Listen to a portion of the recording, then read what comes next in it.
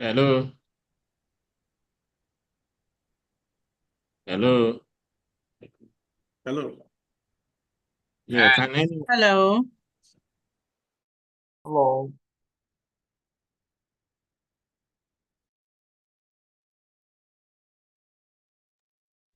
Hey, Doc. Hello. I think he will join us pretty soon. So just hold on.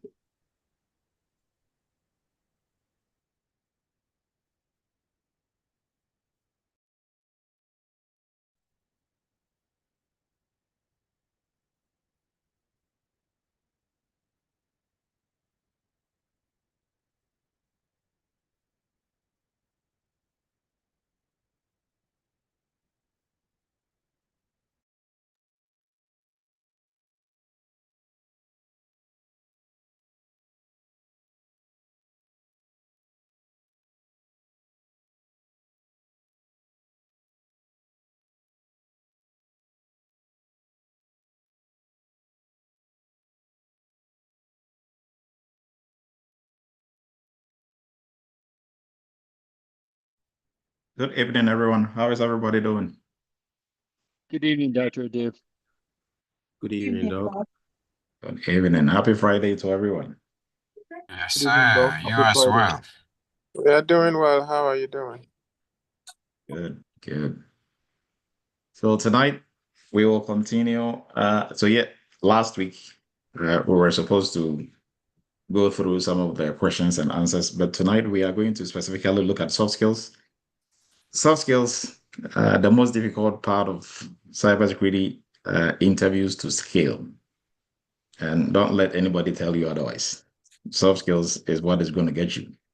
Right. So tonight we are going to have an extensive hour plus discussing soft skills. And we have questions from two of our students who went to an interview. So we are just going to pick from their soft skills. We will throw in maybe a little one or two technical questions in there. But and as we are discussing, we will bring in the students who actually were asked these questions for them to kind of give us their response. So we are all going to kind of troubleshoot and help them identify maybe what they did wrong or how they could have said it better, and then we come up with a way or a strategy in answering these soft skills questions, right? Because soft skills, sometimes you don't even know whether what you're saying is right or wrong, and we are going to go through all that. So that is what we are going to be discussing tonight. And this, you are not going to get anywhere. So pay attention to what we are going to be discussing. Take notes because it's really going to help you in your career. Even if you are in a role already, eventually you are going to look for a second role, or if you are going for, stopping this and jumping onto another company, soft skills is always going to, be there waiting for you. So let's begin. So you're all very much welcome. I'm Dr. Emmanuel Ledu. Cyber Chat, we do this every Friday night, 7 p.m. Eastern. And like I always say, it's Friday night. You could have been anywhere else, but you chose to be here to share in the knowledge. And we are going to make sure the time that you spend with us, you are going to gain something for your toolbox as a cybersecurity professional or aspiring cybersecurity professional. So tonight, our discussion is going to be GRC soft skills interview questions and answers, right? And like I said in the intro before we started recording, this is the most difficult part of any cybersecurity interview that you can go to. Right? So, and for all cybersecurity interviews, at least you do three, sometimes four, but mostly you do three interviews. So one will be technical, mostly the first one with your recruiter. Sometimes doesn't really count, but if we count that three, or sometimes if you count that as four, right? So one with your recruiter, who will just want to have a feel of what you're about. And then another one can be either soft skills, or mostly they reserve the soft skills for, later on. So you are going to do technical, and then you go for either a mixture of technical and soft skills, and then you go for purely soft skills, right? And that is where you have to make sure you go in with all guns blazing, right? So this is brought to you by Eretmis Academy. And the Eretmis Academy is a cybersecurity institute based out of New York. We train cybersecurity professionals from 0 to 100, and we have different specialty training programs out there as well. And we are going to be talking about some of these training programs as we move along. I'm Dr. Emmanuel Edu. If it is your first time of meeting me, I'm a former United States Army captain. I'm a PCI, QSA, cybersecurity, everything, lab, talking, mentoring, teaching about cybersecurity, public speaker, speaking at a couple of cybersecurity events. And we do this every Friday to help you grow as a cybersecurity professional, right? So regardless of where you are in your journey, we do this, and we do this with all the passion and all the sincerity and the good heart to make sure you are very successful, right? I'm also a member of the Forbes Technology Council. I'm the CEO of Eretmis Inc., PCI QSA company, a cybersecurity consulting firm. Our specialty is PCI, but we do all cybersecurity. We are first a cybersecurity company, right? And then second, we are PCI DSS is our specialty, right? So we are PCI DSS assessors, and also a former professor at University of Maryland Global Campus and CTC as well, and the founder of Eretmis Academy. And with that, let's move on. So for Eretmis, we are partners with CompTIA, Eretmis Academy. We are partners with CompTIA, and we are authorized partners.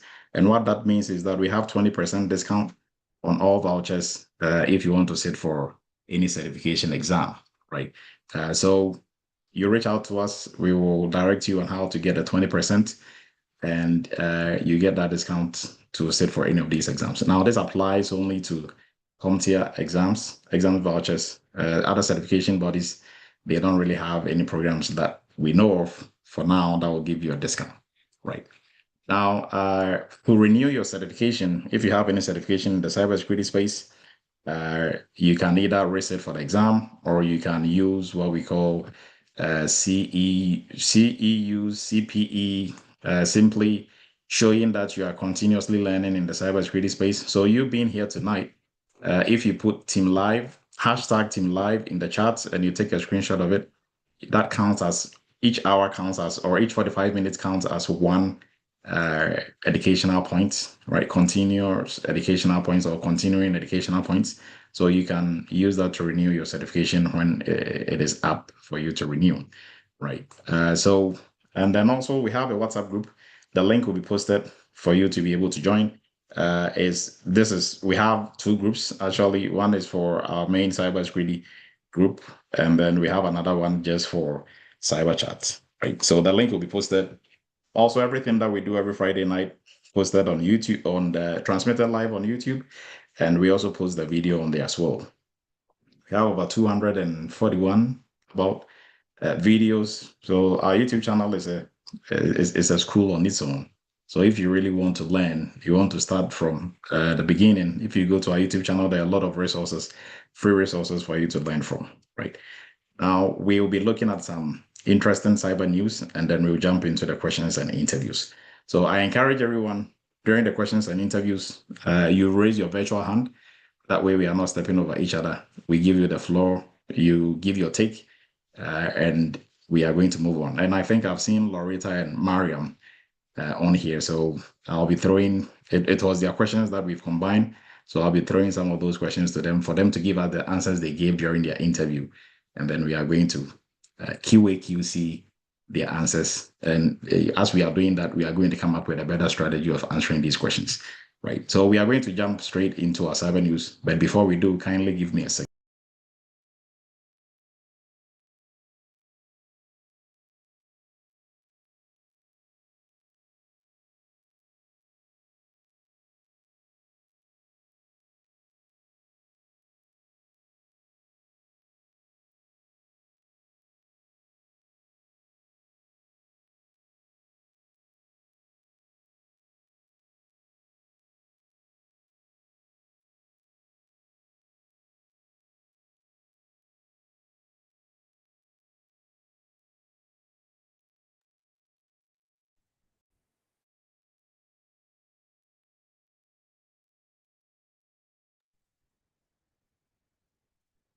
So for cyber news, what do we have?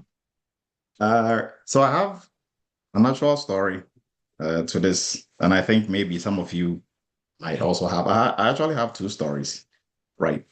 And what we are looking at for our very first item is job application scams, right? And the FTC has reported that for 2024, there were over 100,000 job-related scams. And this is going up because on around 2020, it was 38,000. So it has, I'll say, probably almost doubled with a little bit more extra. Now, how does this job application scam happen? So these scammers, they post fake job openings on all the different sites where honest employers are posting their job openings, right? And why are they targeting job folks looking for a role or job applicants? Because they know you can easily fall for this because, familiarity. You're looking for a job, you go to Indeed, you go to these websites, companies have posted their jobs on there, legit companies, and they also add theirs to it. So it's very easy for them to blend in, right? So what they do is, and we've had a couple of our students, not a lot, a couple of our students encountered this, but they knew better, so they didn't really fall for this, right? Now, sometimes they will either reach out, mostly they will reach out to you, or if you apply, then, you just fall right into their net.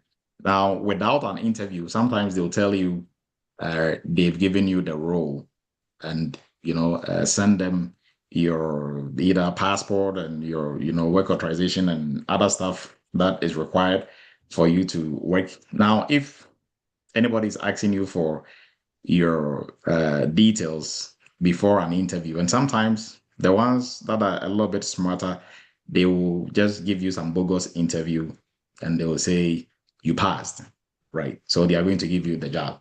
Now, what happens is that they have so many ways of pulling off this trick. So one, they will give you, some are very well organized, so it was going to take you a little bit to see through what they are doing, but always there's going to be that red flag. So some of them will give you the job offer, give you the letter and everything to sign, and then when you are working remotely, they send you a laptop and everything, your screens and everything that you're going to use. Now here on this side, sometimes they'll tell you to buy it from either Best Buy or all these places. And then, you are going to be the one using it. So after you buying it, they will ask you, so they are going to tell you they are going to reimburse you. Now, what you have to do, they have to, install the company's software for you to be able to have access to the different resources that they have. So you have to mail these. So sometimes iPhone 16 Pro Max with some type of laptop that is probably going to be around like 3K to 4K and some other accessories, and they'll ask you to mail it to them for them to install everything on it. Now, sometimes those that are a bit smarter with this, they will send you, I think, like maybe a check for $1,000 for them, you accepting the offer or something like that. Right. And probably that check might be fake, but they will tell you not to cash it until whenever maybe your first paycheck, cash it together with your first paycheck. So you think, they will get on your good side and you buy these things on your credit card, debit card, send it to them. Once you send it to them, that is the end of your employment, right? He just got a free iPhone 16 Pro Max and some laptop that costs 3,000 plus, right? Or sometimes they will let you use your own laptop from home, but now you are going to be doing their bidding. So either you are going to be capturing people's credentials online for them using different hacking tools without you even knowing, okay, go here, you are going to grab all this information and send it to them. And you think they will let you do that for a week, right? You think you are working and they are calling you to follow up. How is work going? How is stuff? You're happy. You think you are working. At the end of the week, they'll send you a check for maybe probably if they have to pay you let's say maybe they are paying you 3,000 a week or 2,000 a week. They will send you a check for 10,000, and they'll ask you to cash the check. And if the check goes through, you are supposed to send them back, like, or send other employees, because now they just made you a manager. So you send other employees their check. So send them cash for maybe 2,000 here, 3,000 there. Now the check they are going to send you is fake. So if you go to the bank and it goes through, it is still going to come back to you. If it doesn't go through, they are going to call the police or something on you, right? Now they just put you in trouble. So they have so many different ways of doing this, right? And aside them trying to get you in trouble, they are also getting your personal information, which they can use to do all sort of other things. Okay. So we just have to be on the lookout. If you're looking for a job, no company will ask you for your employment verification, your citizenship status, your immigration status, right? Maybe during your first encounter, they will let you know they are not going to sponsor you, right? If you don't have the right immigration status to work. So they might ask you that, and that is just verbal. Do you have everything to be able to work? Yes or no, that is it. And then they move on with the interview until they are about to give you, or until they give you a job offer. They don't care about your, really digging into your immigration status and all that. But when they give you an offer, as part of the background checks, that is where they will ask you for your social security and all other things. But any company or any job that is asking you for all these things on your first call, you have to run away from them, right? It's a big red flag. So if they are chatting with you and they're asking you to send all these things, don't send it, because it's a big lie, right? So just be on the lookout. Now, some of these types of, job applicant scams, they have different forms. So work from home is a very common one, example of which I just gave. Example of some of these also, reshipping scams, reselling merchandise scams. So this, sometimes they can direct items that they've bought with illegal credit card and debit card information, and it comes to your house, and then you package it and reship it to them, right? So if the police are tracking this, they will come to you first. And then reselling also, same thing, stolen goods from online using different credit cards to do this. They'll have you resell it online, some shape or form. They have the nanny caregiver, virtual personal assistant type of scams also as well. Mystery shopper scam, job placement service scams. If anybody is trying to take money from you, that they have a job for you, they want to take the money before you even get paid on the job, then also run from that one. Now, government and postal job scams also are there as well, right? So with that, we'll move into our second story. And for our second story is most of us, our favorite app, WhatsApp, which was purchased by Meta, right? Facebook. So Meta, so WhatsApp, the app itself is being banned from US House of Representatives, their devices. So the government issued devices, WhatsApp has been banned from it. And this is from the White House since Monday, right? And reason for this is that the Office of Cybersecurity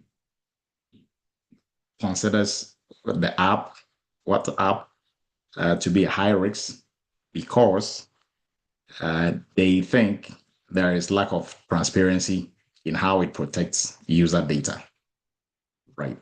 And absence of stored data, encryption, and potential security risks involved in its use. But WhatsApp also are of a different view.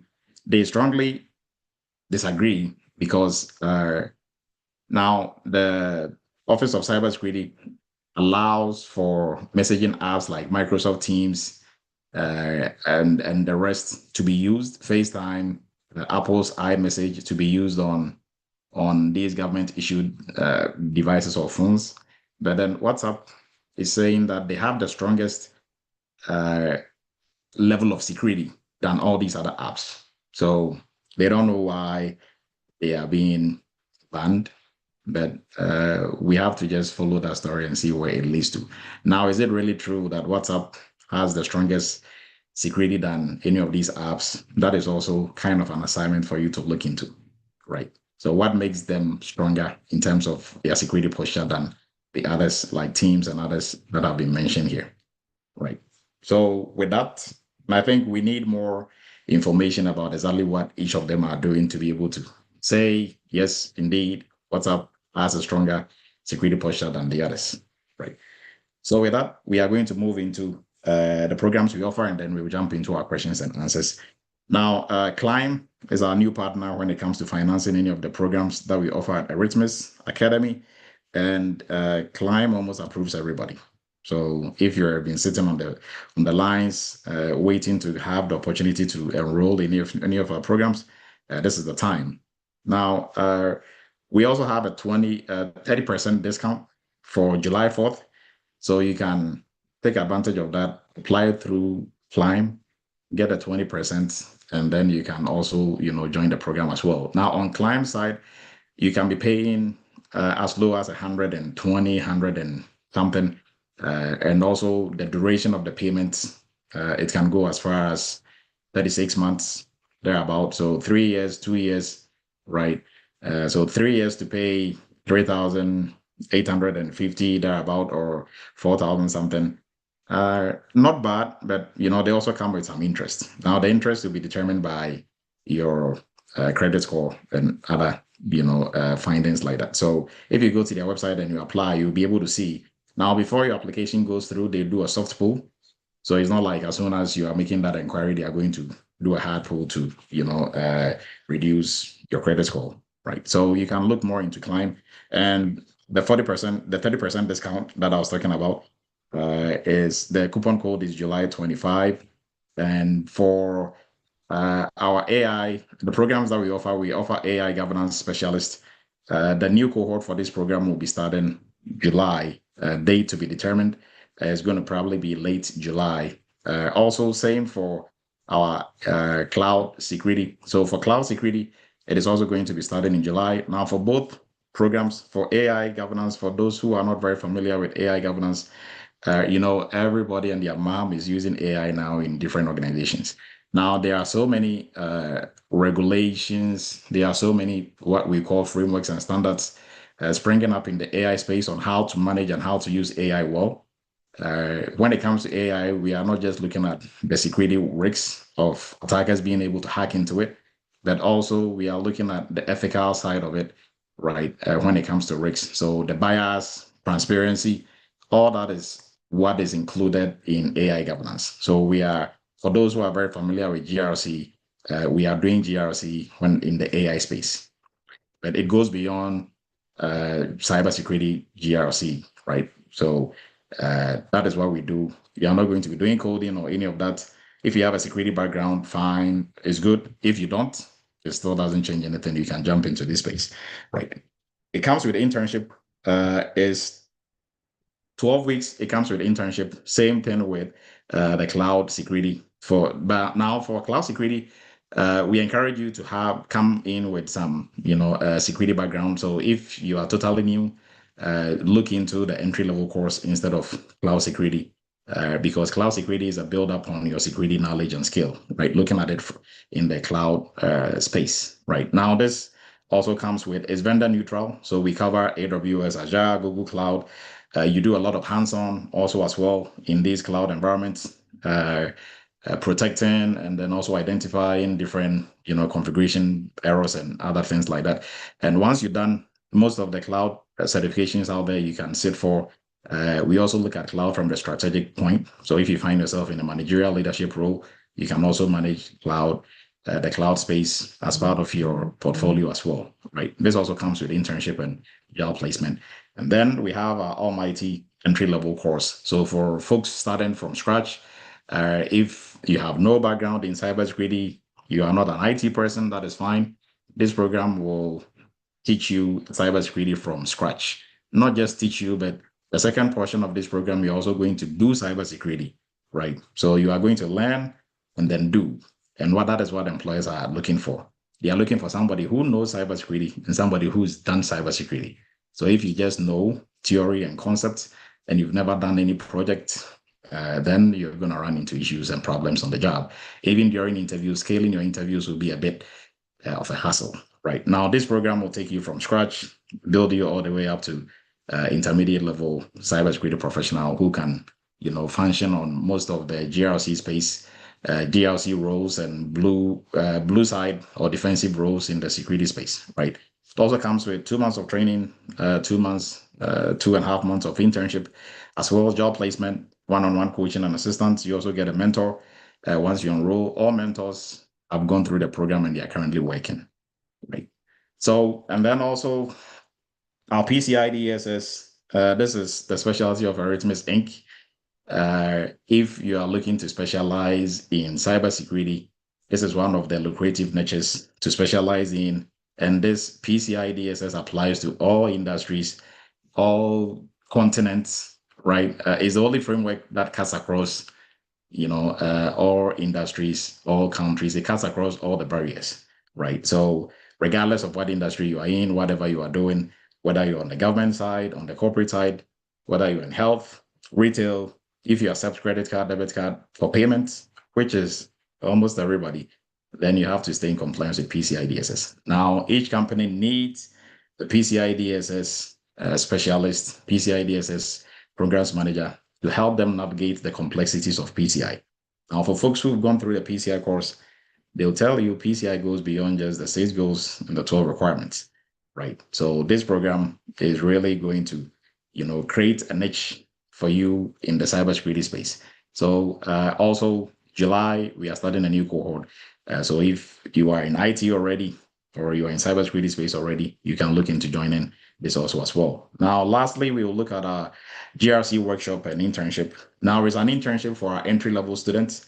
It's a workshop for everybody else coming from outside our entry-level students who wants to get their hands dirty working on different cybersecurity projects, mostly on the blue side of security and predominantly on the GRC side, right? So we work on projects like conducting an audit using 3 frameworks, ISO 27001, NIST Cybersecurity Framework, CIS Controls version 8.1. We do awareness training, gap analysis. We do incident response projects, third-party risks assessment, risk assessment itself, governance, working on policies, procedures, right? And this is where we make you critical thinkers in the security space, right? It's not just one size fits all, but we help you to be able to analyze different situations and different problems when doing different projects. So by the time you are done, nobody's going to tell you you are ready for the job market. You know yourself. So the next cohort is starting on the 26th. And now for anyone on the fence, you have to look into joining this one because after 26th, there's going to be some price changes. And this is just the tip of the iceberg. We are restructuring all our programs. So most of them that are going to be bundled and changed. And so prices are going to, not stay where they are anymore. Right. So our WhatsApp group, the link will be posted. Our YouTube channel, we encourage you to subscribe to our YouTube channel, help it grow and share it with family members who are interested in the cybersecurity space. Now let's jump into our questions and answers. And I think I still have Mariam and Loretta on here. So Mariam and Loretta, if you're on here, you can unmute yourselves and we will jump straight into the questions and we will start our discussion. Right. If you are here, you can kindly give me a shout out and let me know you are here. Yeah, Dr. Edu, I'm here. This is Loretta.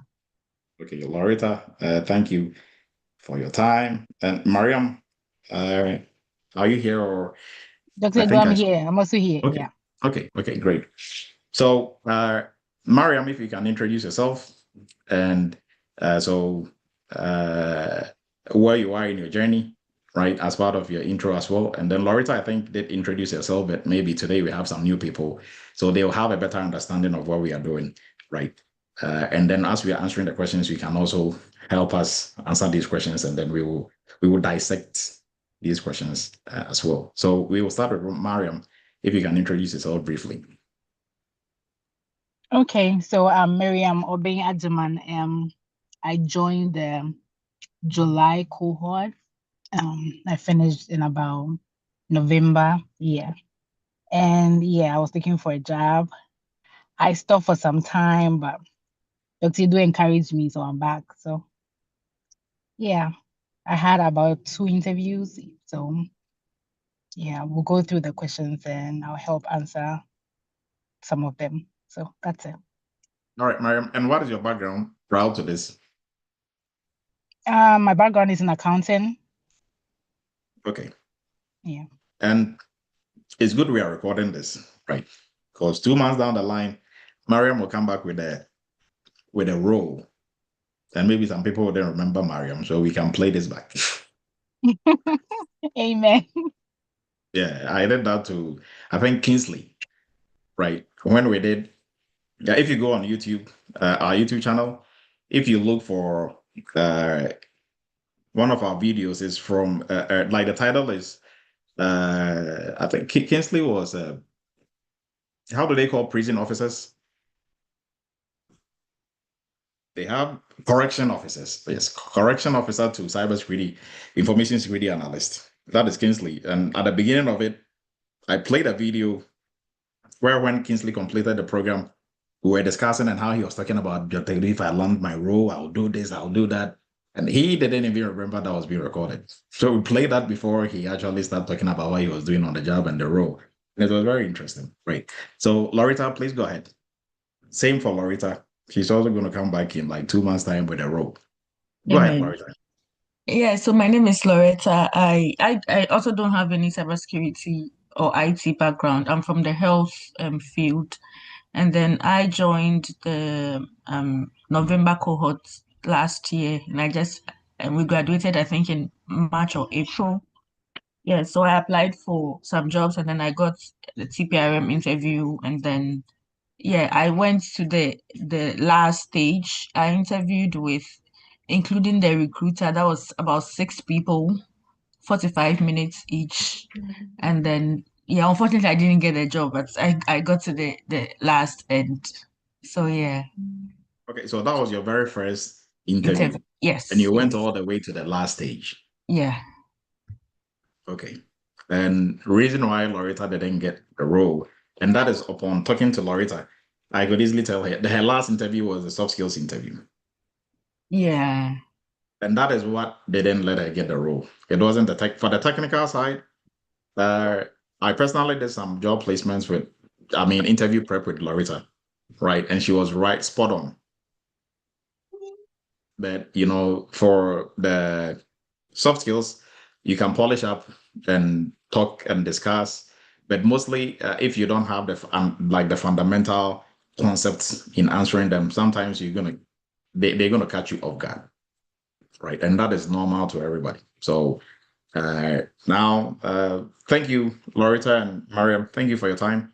We are going to go through the questions. So GRC, and this is not just GRC interview questions, GRC soft skills interview questions and answers, right? So the questions and answers, we are going to jump in. So we will go with Loretta's. For Mariam's, it was a bit more technical. So we took some of the soft skills part from Mariam's, but what we are going to be looking at, majority will the soft skills part, because Loretta's was purely soft skills. We had most from Loretta's, right? So from the recruiter, the first question, tell me about yourself. And then we move into what are your salary expectations. So when during an interview, they ask you, tell me about yourself, and I just want 2 or 3 responses. What are they really looking for? Well, what do they want to know about you? You can raise your virtual hand if you have any insights into this. So if they ask you, tell me about yourself, what exactly are they looking for? Is it about you and your family, your hobbies, your pets, the schools you went to, the degrees you have, the cybersecurity certifications you have, or some of the jobs you've done in the past? I mean, they have your resume in front of them and they're asking you, tell me about yourself. What really are they looking for? Jennifer, please go ahead. So basically it's a short summary of your experience. Okay, and what will really go into your experience? Like what The are they jobs looking for? related to what you applied for. Okay. Okay, thank you. Andy, please go ahead. Same thing I was going to say, so she set it off. Okay. Okay, Roland, please go ahead. Yeah, hi, Dr. Edu. I think when an when an employer or recruiter asks such a questions, what they're trying to sift out from the applicant is to find out whether they match to what they are looking for in the person and how they are able to communicate that very well with respect to everything detailed in the, job description, I think. Okay. Okay, Jacqueline, please go ahead.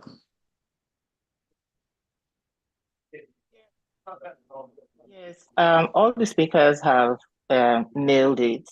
I'll just have this addition that the interviewer is actually looking for what you can, in addition to all that, what you can bring to the table and a little bit about what you know about their organization and why you applied for the job.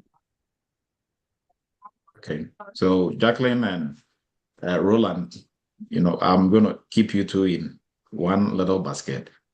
Great, thank you. Delali, please go ahead. Okay.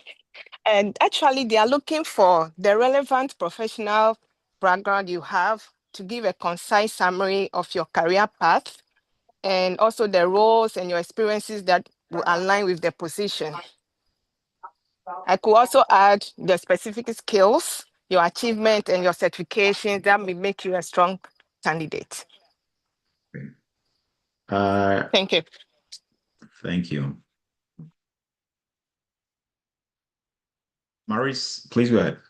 Yeah, my answer will probably shock.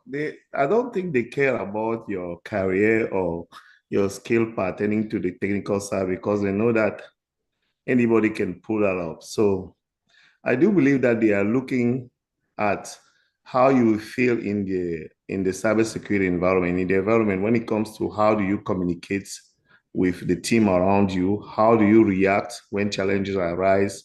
Let's say you have a coworker who do not provide specific resources that you request. They want to see your social skills, and then they want to see if you fit in the team to provide a dynamic that will produce results. So they are probably looking at your psychological and social skills here, and then your behavior in the team environment. Okay, so Maurice, I think yours, you are stretching it a bit further. There are some questions that will probe more into that area, right? Now, this is what I want everybody to get for soft skills. The best way, or for you to know for sure that you nailed it, is to understand what they are really looking for. They are not asking the questions for fun, right? We all know that. But really, what exactly are they looking for? So if they ask you, tell me about yourself. If it was you, right, on the other side, asking to tell me about yourself. For each of these questions, as you answer them, they are grading you. So what is the grading rubric for tell me about yourself? That was simply what I was asking. For each single question they ask you, there is a grading rubric. And they are grading you against something. What are they grading you against? That is what, if you are able to, if you are able to answer that question, and if you're able to answer it correctly, you get all your soft skills questions correct. So anybody, do you have any idea where to find the grading rubric for what they are using to grade you? Maybe the job description. Job Right on the money. description. Right on the money. Job description. Yes, everybody is right. The job description is the grading rubric. So all your answers should be from the job description. Because why are you in the interview in the first place? Because they put a job description there. You said you can do the job, and they also want to find out for sure you can do the job. So what are they going to grade you against? Against the job description. Right? So there's really no rocket science to this. And you are not just trying your luck to see if what you're saying makes sense. No. So tell me about yourself. They are looking for your soft skills and technical skills as they have stated in their job description, if it aligns with what is in the job description. So they don't want to know about, I mean, don't get me wrong, but they don't want to know about your family and your wife and your husband and your pets. And those are just fluff that you can add to show the personal side of you. Right. Now, there are some interviews after they've gone through the formalities. Sometimes they will ask you, so I really want to, let's put every BS aside. Really tell me, like, what do you do for fun? Right? Even at that point, don't lose your guard. If you think, oh, now we are friends, we are buddies, so I'm just going to, still don't lose your guard because they are still interviewing you. There is no single time at that process, in the interview process, even if they make you feel so comfortable for you to lose your guard, that is where they get you. Right. So tell me about yourself. You should pick this from the job description summary. Because for every job description summary, they will state as a third-party risks assessment, as a third-party risks management analyst, or as a third-party risks analyst for Eretmis Inc., you are going to be doing A, B, C, and D. You are going to be coordinating with cross-functional teams in working on this project, that project, that project. You are going to be developing, or you are going to be part of the team developing the third-party risk management program for the company. You are going to be. So now, if they tell me about yourself, and everything that you are saying is outside, you might be the most technical, the most, most experienced cybersecurity professional on that interview. If tell me about yourself, you are focusing on things that you think you did that are cool, or that will show that you are well vested in cybersecurity, you are going to go off their grading rubric. Hopefully everybody gets that. So tell me about yourself. John, with maybe 2, 3, 4 years of experience in the cybersecurity space as a third-party risk analyst. I've worked with, so for the example that I gave, I have worked with cross-functional teams in numerous roles. I'm well vested in building TPRM programs from scratch, right? So I'm just flipping their script and giving it back to them. If you say that, then they are like, okay, John has everything we are looking for. Now we can go more in depth into the substance of what John has done, right? But then maybe Loretta on the other side wants to be nice, so she's talking about degrees. She has a PhD in cybersecurity, 2 masters in 1 master in MBA, 1 master's in cybersecurity. Her bachelor's was in cybersecurity or in computer science.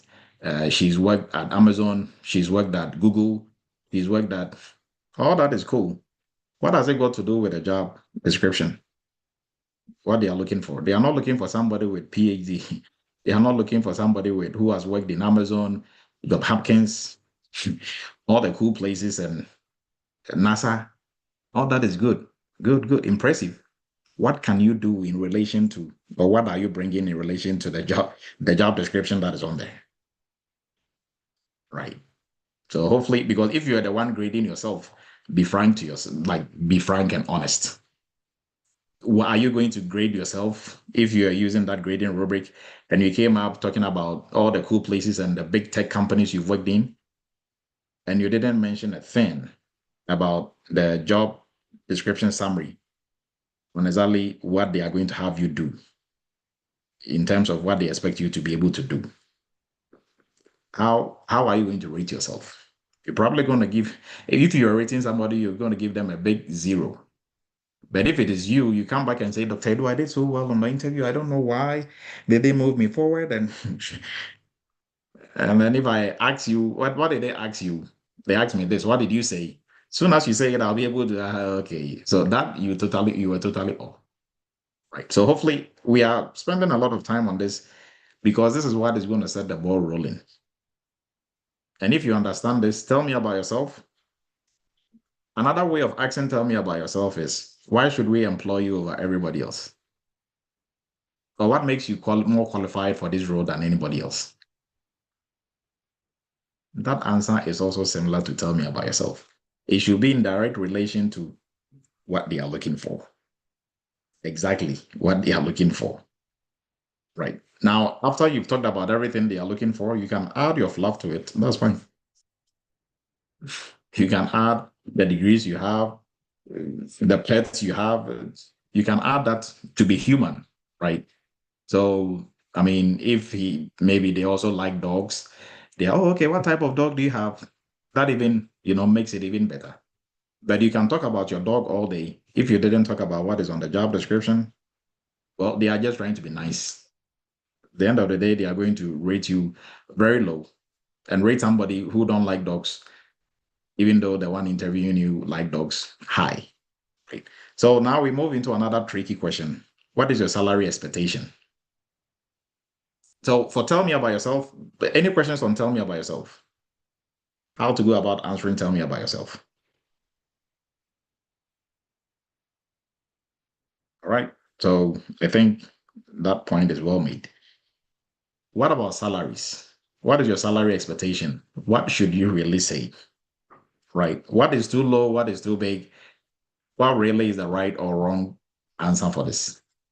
Any takes, you can raise your virtual hand.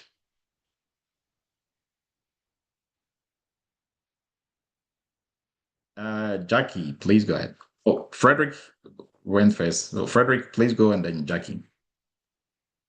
Jacqueline, yes. Yeah, my name is Frederick. This is the first time I'm joining. Oh, thank you, Frederick.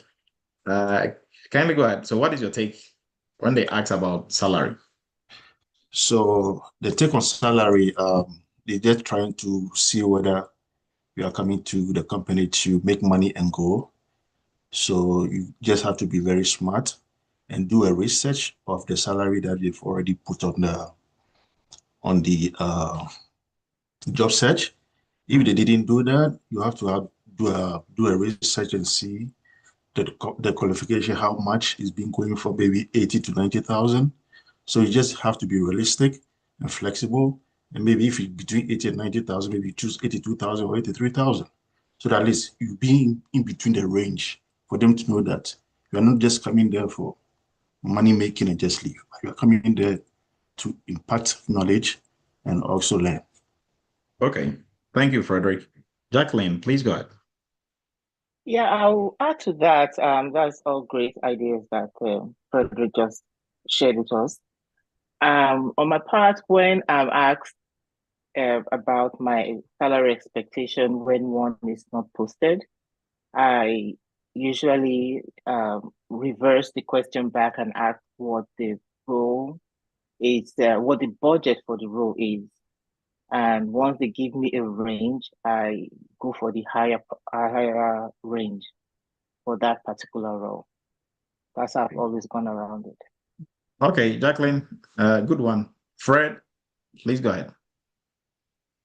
Yeah, Dr. Good, thank you for the opportunity. So, piggyback on what they both said, I think you do your research. I think salary.com and your location will give you an idea of how much a role is being paid. Also, you would have to probably make sure that you ask them, like Jacqueline said, they asked me and I say, what is your job offering? The recruiter asked me, I say, what's your highest offering? So now I'm putting you on the chopping board and you tell me how much the top offering is. And I don't go for the top offering. Maybe I'll stay a little below, so you know that, yeah, that's a catch. So if it's at 150, I don't go for 150. I'll say maybe 145 or something, just to make sure I'm on the safe side. Thank you. Okay, so Fred, before I give Felix and Kingsley the chance and Emmanuel the chance to go, if it is 150, why are you going for 145? Or you guys just don't like money? I say I do, but like you know, you do, but like somebody had previously said, you're not there for the money or because you want that, but just I just calm down a little bit just to make sure that I don't max. Yeah. So I know you are trying to be moderate, but if their limit is 150, go for 150. Okay. Yeah, there is nothing like you are trying to. If you go for the max, maybe they don't care. That is the max they are giving. If you don't want the max, you are saving the money. That's good. I mean, and mostly the max they are telling you is not even really the max. Okay. They are always trying to save themselves money, right? I think 2 years ago, thereabout, we had a cyber chat like this, and we're lucky to have one of our own. She's HR, right? I think she was in HR, and she was telling everybody how they will do everything and anything. So every money that they are saving, if they save 10,000 on you, 20 on Andy, at the end of the year, I think that all that money goes to HR for something. They can use it for party, they can use it for anything, right? So they try to save money as much as possible, because the more they pay you, the more taxes they pay on you. Oh, okay. Right. So if you don't have really good bargaining skills, they're always going to save on you. Yes, sir. Yes, sir. You're right. So a friend of mine interviewed for Google, no, Microsoft, and they asked how much do you want for this job, and he said 140. The guy that's interviewing him said, "Oh, give me 1 second, I'll be back." The guy came back and he said, "I just talked to my boss. We can offer you 190." You see, that means he didn't do his research and he went in. No. Wait. You know how much really that role was going for? Probably 270. Okay. Yeah. So if the role really, like, their maximum that they could go was like 200, and they ask you, and because you are not sure of yourself and the value you are bringing, so you are like 100 or 95, they will be nice. Okay, we'll give you 130. And there you are like, oh, well, okay. No, you really save them 70K. That is what you just did. Right? Yeah. Because if they pay you the 100, the 95 is below the threshold. So probably it is between 150 and 100 and or maybe 140 and 100 and 200. Right? Oh, okay. So you are going for 100. They can't really give you 100 technically, because that will be against the budget, the actual budget. So they can push you a little bit to give you 30 more, and you are happy, but you've really saved them about 70 to 80K. Oh, wow. Okay. Thank you. Yeah. So, I mean, do you really think they are there just to dish out money? So you said 140 and they came up with 190. Just think about it. Right. Felix, please go ahead. Okay, yeah. My name is Felix. So yeah, I usually approach it two ways, either throwing back the question to them, asking them the range that the position is actually offering. So from that range, then I can go for the highest. But with being that I have some little bit of experience in the field, I will usually tell them my current rate. I will say, okay, this is what I'm doing now. This is what I'm doing now, and I'm looking for something above what I'm making. So I give them where I am now, so they can either meet me there or make sure that they're adding something to attract me to be able to take that position. So that's how I approach that question. Okay. So I know there are a lot of hands up. You can keep those up. We will give you the chance to talk about different questions, but there is really not right or wrong way. And why are they asking you this question? One, not for you to waste their time and not for them to waste your time. So that is why recruiters are the ones who are going to even ask this, just to have a feel of what your range is, right? So reason why that way they don't waste your time and you don't waste their time, maybe their maximum that they can give for that role is 140. For you, your minimum that you want to take is 190. They don't have to talk about anything anymore. It should end right there. Right. So first thing is you have to do your research. See what the fair market value is for that role based in your location. Right. So, but mostly like the examples that Jacqueline and everybody else was giving, if you throw back the question to them, it is fine. Is normal industry practice, right? And that will help you to really, maybe sometimes your research will be way off or way too high, or the company don't really have the money to pay for that, right? We have a lot of Eretmis students who are doing vice president roles, VP roles, and they're getting paid 110.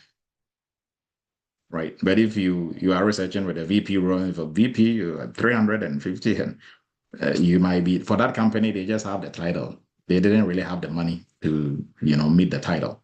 So do your fair market research, but then always throw it back to them. What is the limit for this role? And recruiters, they don't care. They'll tell you. Because for them, even for what they are telling you, they are still kind of selling you a little bit short just to see, what you're about. Right. Now, when they want to give you the offer, you can push it a little bit. Right. That is where you're really going to see their real limit. But here, they just want to have a feel. So, because if you speak first and you talk about your limits, just like how I'm not sure if it was Felix or somebody was talking about his friend said 140. And they said, okay, we'll give you 190. Right. If you would have asked them first, hey, what is your limit? They would have probably said 250 is the maximum we can give for this role. So what are you going to take? Always take the maximum. Always take the maximum. Don't reduce it by 10K. That doesn't make you a favorable candidate by any means. Take the maximum because they are willing to give and ready to give. Why are you, that doesn't make you like a better candidate at anybody. Because for the start same role that you are doing, somebody is getting paid like 20K more. Right? So always go for the max. If they tell you the range is 100, 140, go for 140. If you can even push the 140 a little bit to 145, always push. If they give you the role, they've given you the role. If you push, that doesn't mean they're going to say, okay, then we're giving it to somebody else. No, you went through the interview process. They saw you were the best candidate for the role.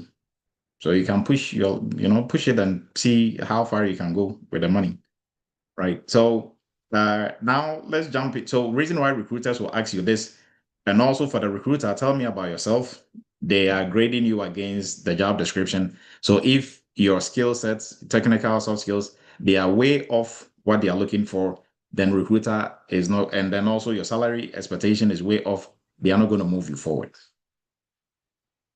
Right? It's not because you can't do the job, but you are not a good fit for them. You are looking for 100 and maybe 195 as your limit. What they can offer is 120. Right? And then also the reason why you don't have to say your limit first, let them say theirs first, is you don't say 150 and they are like, no, our maximum that we can give for this role is 120. And you're like, I'll take it. Right? How does that sound? One, you are desperate. Two, you are just BSing. So you're not a serious person. How can you take a 30,000 pay cut just like that? You're not a serious person. You are desperate for the role, right? So if you get a role, that reason why they are not going to move you forward is not because maybe you cannot do the role. But if you get another role, if they employ you and you get another role that is going to give you more money, you're going to leave them, right? And it takes a lot of time and effort to employ cybersecurity professionals. So they want somebody who's going to come and stay for at least the time and energy that they put into this, at least a year or two. Not for you to hop on there and then you get another role for the 150 you were looking for and then jump, ship and go to the other side, right? So now let's move into the hiring manager side. So tell me about yourself. Same strategy is what you use. And now, because this was a risks, third-party risks management role, they asked about what is risks, the difference between vulnerability scan and pen test. Where do you see yourself in? So all these two we are not going to answer because they are technical. We are going to look at where do you see yourself in the next 5 years? Really, what are they looking for when they ask you this question? What is the grading rubric here? Where do you see yourself in the next 5 years?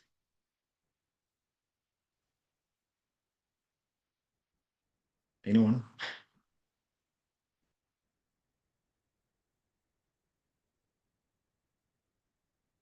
Okay, Fred, please go ahead. So Doc, again, I think they're trying to see whether you are just using them as a stepping stone, and when you get a better job somewhere, you leave them and go to, like you said, the process is long and tedious. So at least they want somebody who can stay with them for a little bit. So not just using them as a stepping stone. That's what I think. Yes. And what Gertrude, please go ahead. Hello, everyone. Good evening.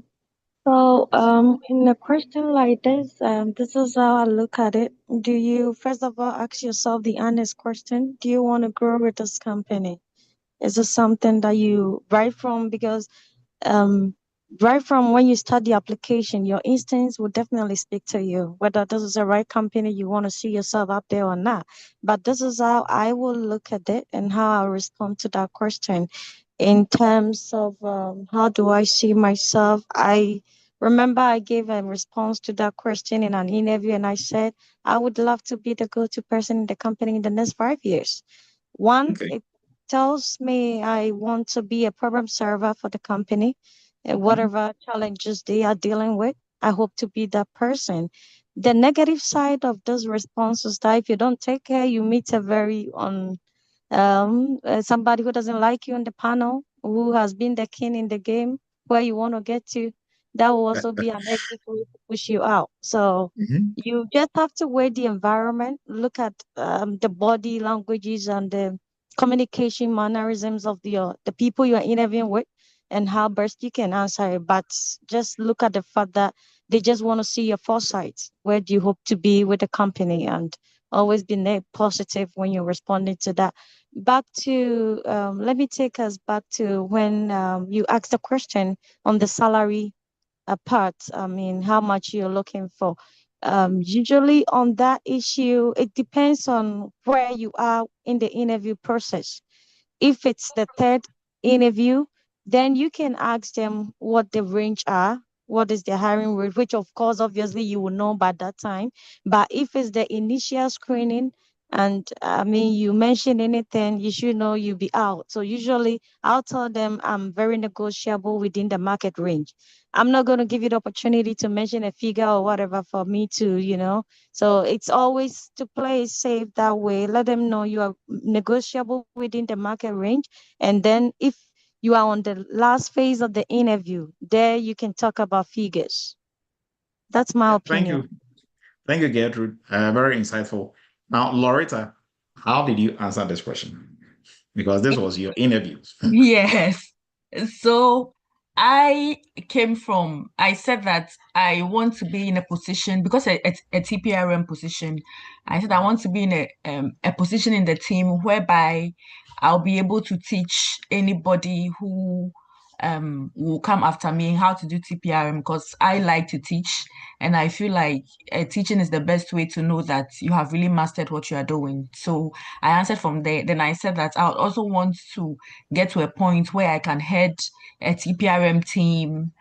And then the hiring manager said, if I'm trying to become the CISO, then it will not be in this company because the CISO is doing very well.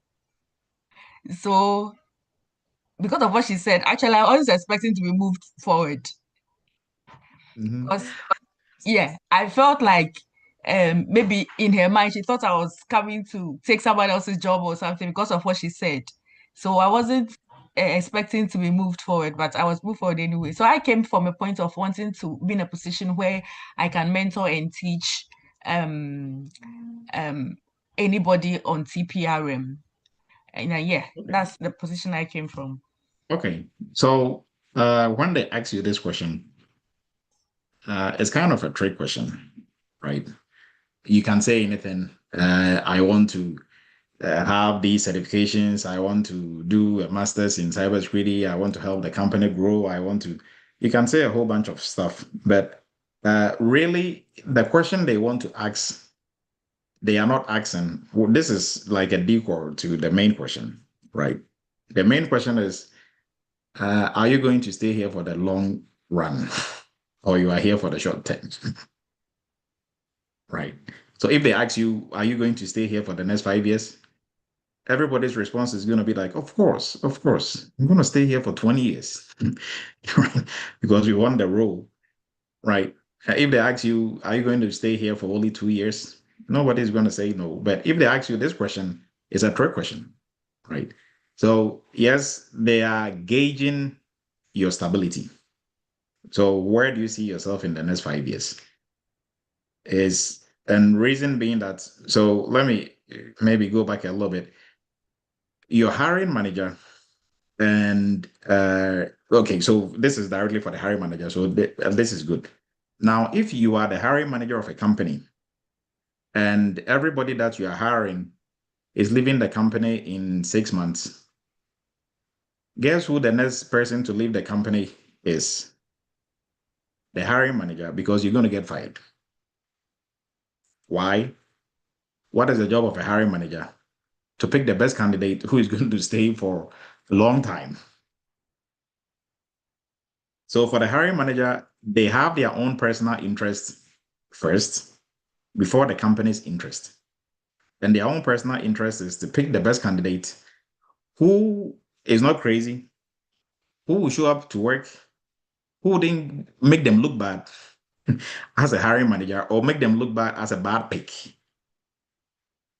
So hopefully everybody understands that piece. So for every single person who is going to interview you, look at what their own their own goal and their own biases are. Because if you're a hiring manager and all your hires are leaving the company, they are not showing up, it means you are doing a terrible job. They're going to fire you. So as a hiring manager, their own goal and their own objective is paramount before the companies, because theirs is to make sure they look good. You make them look good. And making them look good is, if I brought on Loretta and Loretta is, doing awesome and everybody is praising Loretta, guess who made that choice? Me, right? So my pick was good. Now, if Loretta don't know her job, she's fumbling, causing problems, we are losing money, who picked Loretta? Right? I feel bad if nobody even tells me anything in the company. So hiring managers, they will ask these questions to see, the answers you give, they are making inferences from the answers you give, right? There are so many unasked questions when it comes to soft skills. They are not going to ask you some questions directly, but they pick answers from questions they ask you for questions they didn't ask you. That is why you really have to understand what is going on when it comes to the soft skills side. Now, if it is technical side, if it's either you know what RICS is or you don't. You can talk around in circles, but you yourself, you are talking nonsense. But for soft skills, sometimes you don't know you are talking nonsense. And you are like genuinely pouring your heart out, but you are talking nonsense, right? So you have to really know the intent of everything that is going on here. Right? So they just want to know, are you going to be there for the longest, right? Or for the long run? At least you are going to stay there for the next 5 years.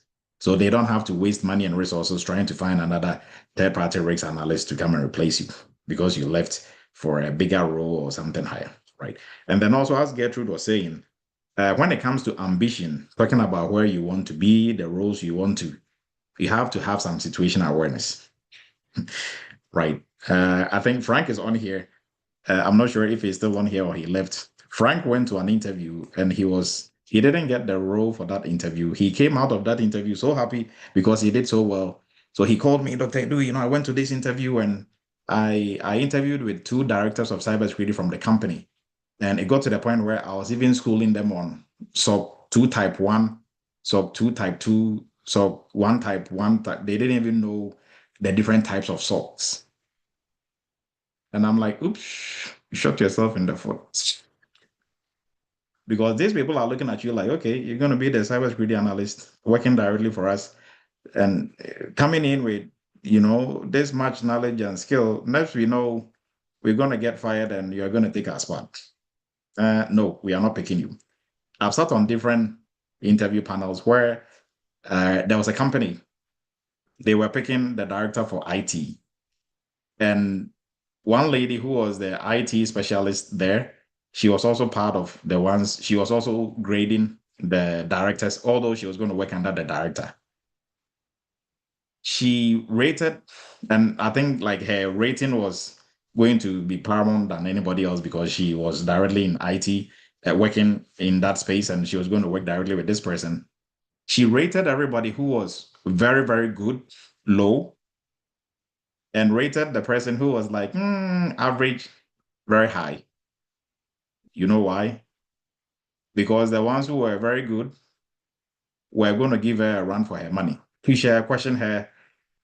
She wants to be comfortable. So she wants somebody who is going to depend on her. You see people's goals and, mindsets that is happening. And it's true. So if you go in there showing too much or showing too much ambition, that can also be a problem. Right. And this lady, she told her friend, that is how I got to know. And yeah, I mean, like they thought I was going to pick this guy. No, these 2 were the best, but I won't pick them because when they come here, I'm going to be in trouble. Right. I want the guy who don't know much and is going to depend on me. So the little that I know, I'm going to be a rock star. And yeah, truly, that was the pick for the company. That was in my company. So, more kudos to them. But I mean, they are doing fine. So also, just like the example that, Gertrude gave and then Loretta gave. So for this, you can go from, but mostly you want to say things that is going to help the company. In the next 5 years, I want our TPR program to be the best within the industry, within our industry, right? Streamline it to make it more seamless, integrate more AI tools into it, such as, right? So mostly, if you have a plan going into this role, see if you've been given the role and you're talking about exactly what you're going to be doing, you can use that for the 5 years plan. It shouldn't be on your personal development because the company really don't care about your personal development. They don't. They care about their development and what you're going to do to help them. Maybe something that we should all understand before we jump into answering soft skills questions is the company don't care about you. So everybody get that in your toolbox. They don't care about you. They don't know you. For you, so what they care about is them. So your recruiter, your hiring manager, the only language they understand is how you are going to help them and the company succeed. So if you go in there, why should we employ you over everybody else? And you are talking about how this role is going to help you grow as a security professional, how it's going to polish your skills in TPRM. Oh man, you are just scoring 0, 0, 0, 0, because everything you are saying is about you, and they don't care about you. They didn't set their company up to help you grow as a cybersecurity professional. They set their company up to help them grow and become the best company making more profits. So everything that you are saying should be about how you are going to help them, not yourself. Although You're also going to help yourself on the way, but you are interviewing. So it's about them, not you. That is one key when answering all soft skills questions. If you understand that well, you are going to get most of your soft skills questions right. So if they ask you, tell me about yourself, it's about them. They are asking you, tell me how you are going to help us succeed in this space. Why should we employ you over everybody else? Tell me how you are going to, out of everybody else, how you are going to help us do A, B, C, D. Right. So hopefully everybody gets that piece. Now, what do you do for fun in your free time? This question also, if you have some. Oh, wait. Before that, okay, let's do the free time. Right. What do you do on your free time? This sounds like a very innocent question. Right. What do you do for fun on your free time? Well, I watch 5 hours of TikTok. TikTok is pretty fun. Do you know the app TikTok? It's pretty fun. People are there just having fun. Okay. Yeah, I've heard about TikTok. TikTok is nice. It's nice. And they just gave you a big -5. Right. So what is your take on this? What are they really looking for? What do you do for fun? How has that got to do with TPRM job? Anyone? Any takers on this one? Any fun people on here? What do you do for fun?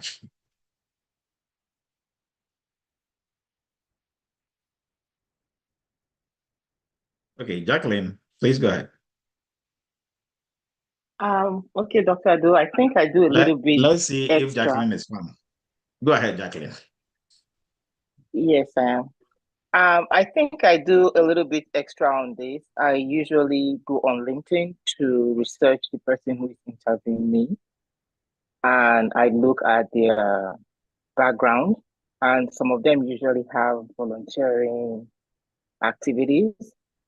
And if they do, I usually bring up the volunteering activities that I do, but usually put in outside spending time with my family. These are the volunteering activities I do. I usually choose the ones that I do that is most related to the job or the environment or my community as a whole. Then I always add that I am part of a weekly cyber chat where we come together to share ideas and learn from professionals in the industry. And I talk about my professional background, communities like maybe ISACA, I'm a part of it. I attend webinars, and also I join their Saturday privacy meetings where we learn from, again, professionals in the industry.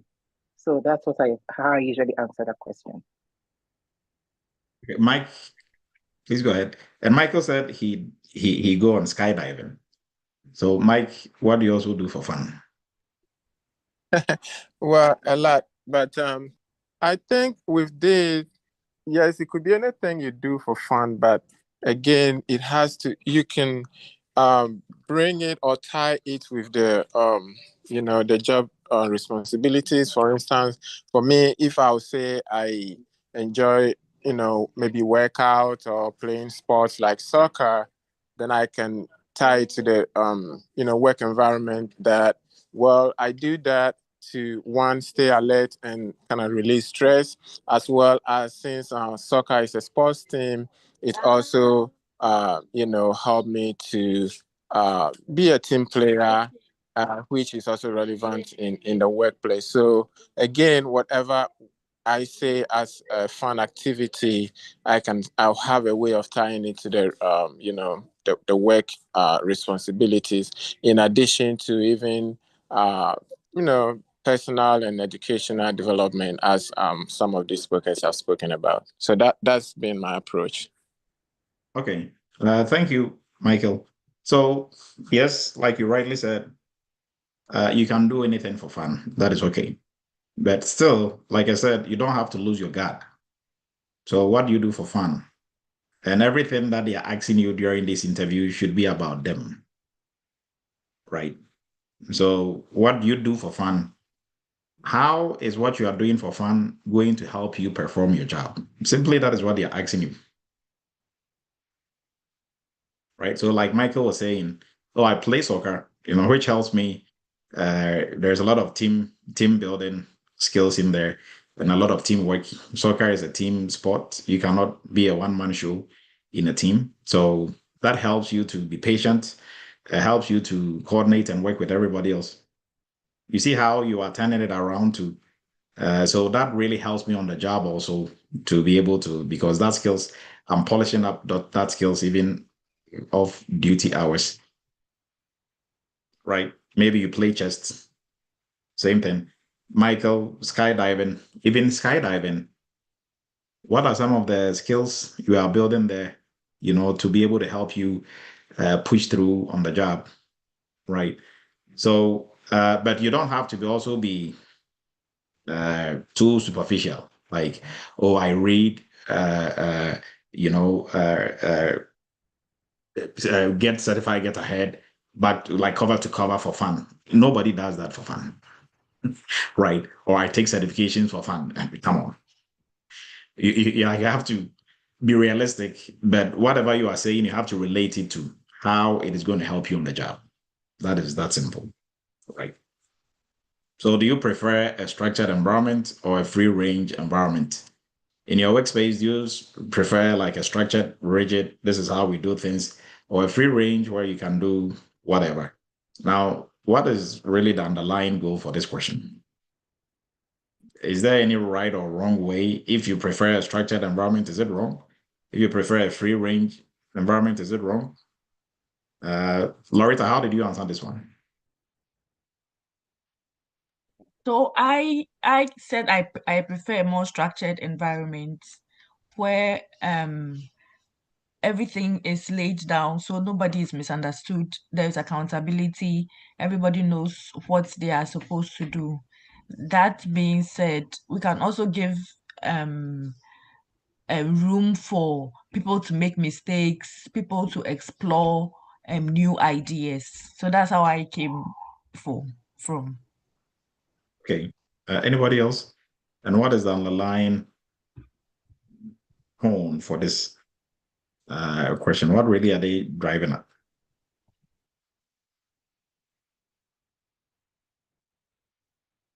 Maurice, please go ahead. I believe I prefer a free range environment within a structure. What I mean by that is that, our job is mostly start with governance, right? Governance, writing policies, which brings structures on how we're going to do things. It allow us to be more efficient and more productive. In the meantime, we need to bring some freedom to it to prevent some people to burn out and then be stressed. So a blend of both, but free range being within a structured environment. Okay. And Osin, please go ahead. Yes, I just want to disagree with everything that was said. I think this question is getting at how flexible you are and how willing you are to work with different people, especially that's different from your preferences, and how you would go about making sure everyone feels included in that set environment. Yes. And Sari, please go ahead. Yeah, I feel like this question is they're trying to gauge how you work. They want to see if you like things in order, like structured, or if you're that kind of person that just like works in like, well, I say free range, the way they put it. So like, I think with the earlier speaker, like, well, I agree with her kind of like saying like you like to work in a structured environment, but if you need to be flexible, you can be. I think that would be my approach. Okay. Damilola, please go ahead. Yeah, thank you, Dr. Edu. I think this question is just basically trying to see how you fit into the organizational culture. So in the job description, they'll usually have a section that talks about, the organization, their culture. And so from that, you can kind of derive if, they would tend towards a more structured approach or to a more free range approach. And so you can tailor your answer towards that. So it kind of depends on what they've put out in the job description. Personally, I've looked at some job description and I've seen that they are more structured, so I tailor my answer to that. And sometimes I've looked at, the way they describe the organization, they're more free range, so I tailor myself to that. So they're basically trying to just assess how you'd fit into the organizational culture. Thank you.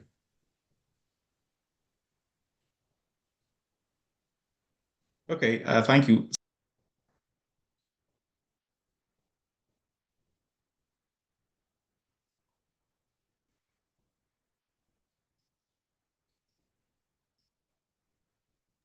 You are muted if you're trying.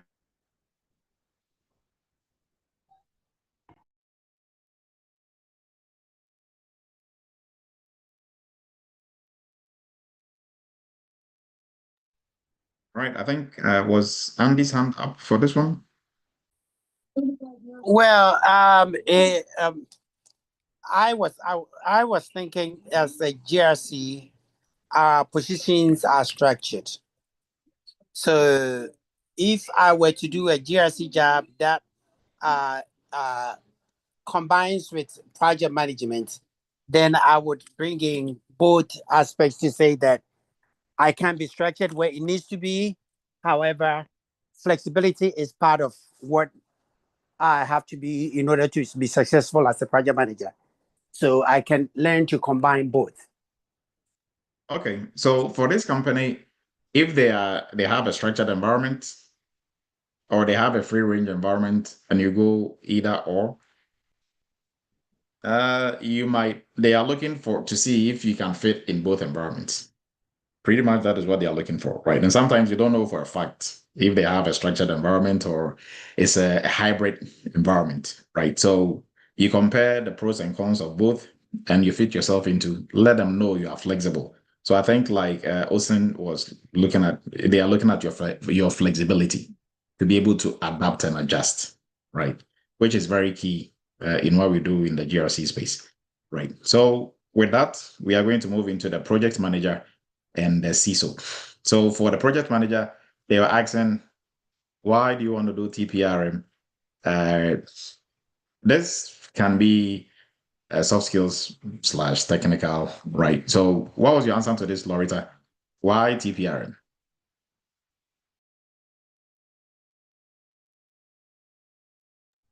Yeah. So I came from a position of explaining how important TPRM is, and then how in my journey in cybersecurity, on my resume, I started as GRC, and then I specialized, like I branched into third party.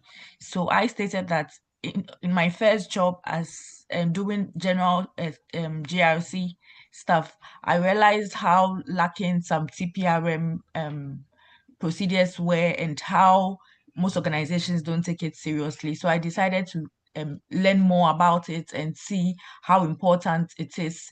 So after I learned more about it, I realized that it can make or break an organization. So I would want to be in a position to be able to help organizations to prevent that risk that they have not caused for themselves, but they have inherited from engaging with other people. So that's how I entered into TPRM, because of my interest in how organizations tend to put it in the background. So that's how I answered it. Okay, anybody else? Like, what is the underlying goal here?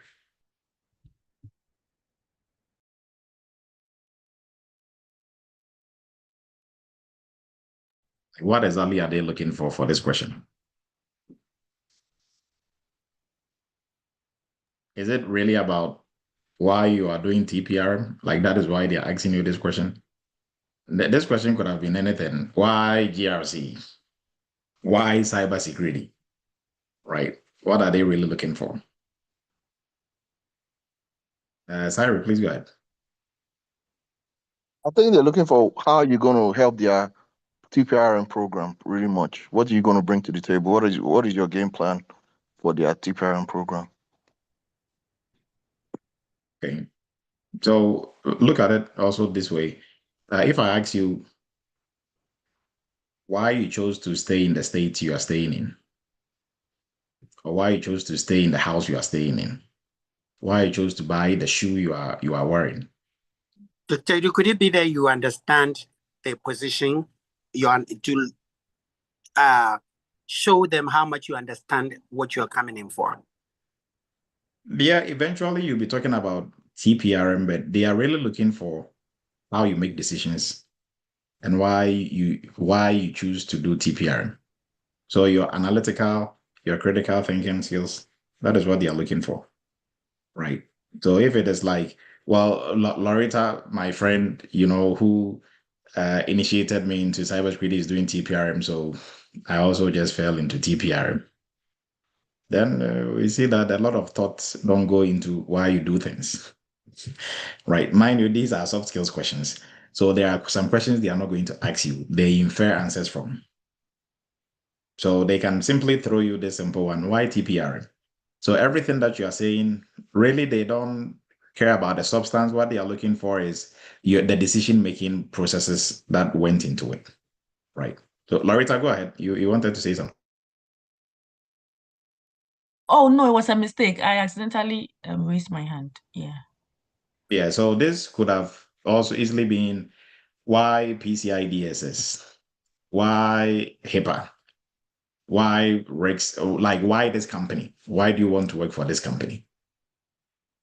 So you have the substance of the TPRM or why the company, but then the thoughts that went into choosing this company is what they're actually looking for, right? So they are just measuring your critical, analytical, how you analyze stuff, how you make decisions, decision making. That is what they are shooting for, right? Now, because of time, we wouldn't be able to go through all the questions, but I think everybody gets the point about looking for underlying tone or the goal of the question before jumping into it. Now, with that being said, this also shows you that a lot of prep has to go into your soft skills interviews, because you have to go in there prep with knowing most of the goals that comes with this, right? Kindly give me a second.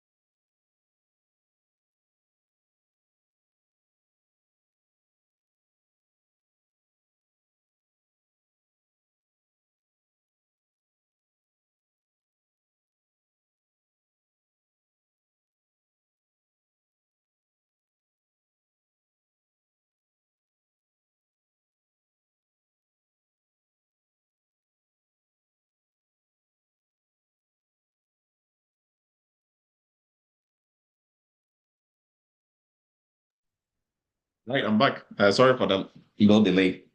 So the point I was trying to make was, for soft skills questions, if you don't practice, they are going to catch you off guard almost all the time. Right? It's going to catch you off guard.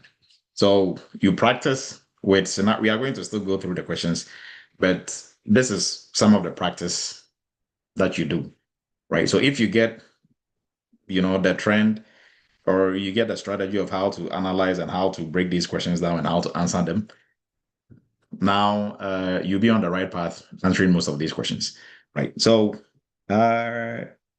one question here, this is a big one. When do you decide it's time to ask for help? So let's say you're on a project. When do you think it's time for you to decide to ask for help? How did you answer this, Loretta? This one, what did I say? I think, oh, yeah. This one, I don't think I answered it properly, but I said that when I'm doing the projects and I realize I'm stuck for maybe about some few hours, then I would ask for help. Okay. So I think that's one of the questions I answered poorly.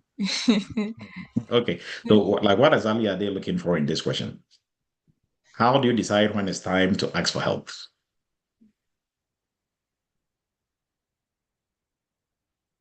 What is the underlying tone here?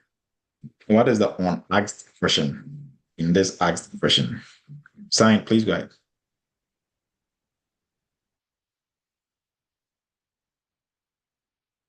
Listen, please go ahead. Okay, so I think in this question, they're looking to see how proactive you are, and also how much are you willing to like help yourself, right? So of course you're looking for help, but you're coming with like a proposed solution, and you're just maybe wanting to check in with the person to see like, are you on the right track? So yeah, I would definitely say, I would work and come with a baseline of what the project entails and how I'm doing, but just to ensure that, everyone's on the same page and I'm moving in the right direction. I would then seek, assistance to ensure that. I mean, that's how I would answer. I'm not sure if that's correct, but that's kind of how I would. Okay. Mike, please go ahead. Thank you. My thought process is that they are assessing one's self-awareness as well as communication. So you got to know when you need help or when things are not going right. You should be able to determine that. And then how are you going to communicate that? And, being proactive and timeliness in communication. So that's what I'm thinking is being assessed here. Okay. Rainy, please go ahead.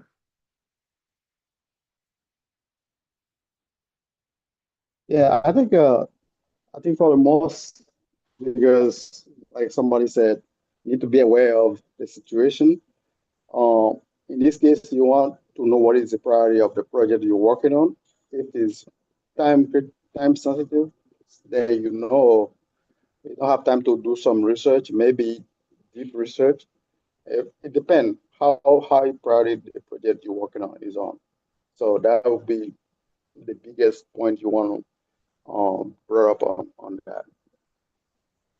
Okay. So, and my question will be, so this is, how do you decide it's time for you to ask for help? Now, do you have to wait till you need help to ask for help?